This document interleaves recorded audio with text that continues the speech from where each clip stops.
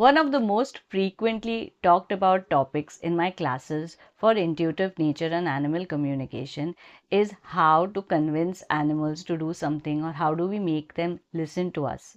However, I feel that this is not something that animal communication is about. Animal communication, like any other communication practice, is to understand the other being we are speaking to, be it animals, plants, other elements of nature, or landscapes. It's not necessarily a practice to convince them to do what we want them to do or to listen to us. On the contrary, it's creating a safe space for them to express themselves openly without any judgment. There are times where we may agree on things, and then there are times where we may disagree. In cases of disagreement, we can respectfully do so. People often confuse communication with concepts such as behavior training and behavior therapy. However, they are very different concepts. With behavior training and therapy, we can teach animals to do things physically. It's an excellent tool to learn more about animals and to live with them, to work with them.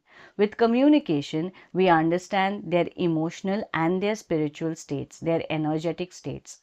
We do not replace communication with other professionals such as doctors or behaviorists. So when we are speaking to animal, the most important question that I feel we should ask them is the reason for their action or the reason for their feeling or the reason for their behavior, so that we understand the deep-rooted cause.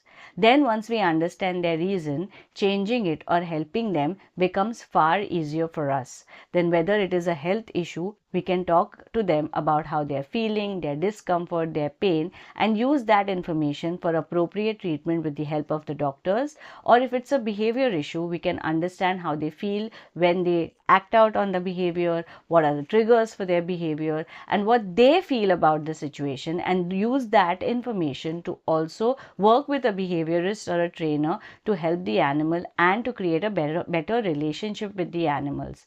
So please remember, communication should never be done with an intention to fix or change things. It should always be done with an intention to understand the perception. Keep asking the animals their reasons to do things so that there is clarity between you and the animal. You know their reasons, you know their behaviors better, you know what resonates with them, what does not resonate with them, and that understanding itself can help us create a far better and stronger bond with them. I hope you enjoyed watching this video and found it helpful. If you've had such conversations with your animals which has given you a lot of insight about how they feel, why they do things the way they do things, please do mention it in the comment section below so that we can all learn from each other. Until the next video, bye bye.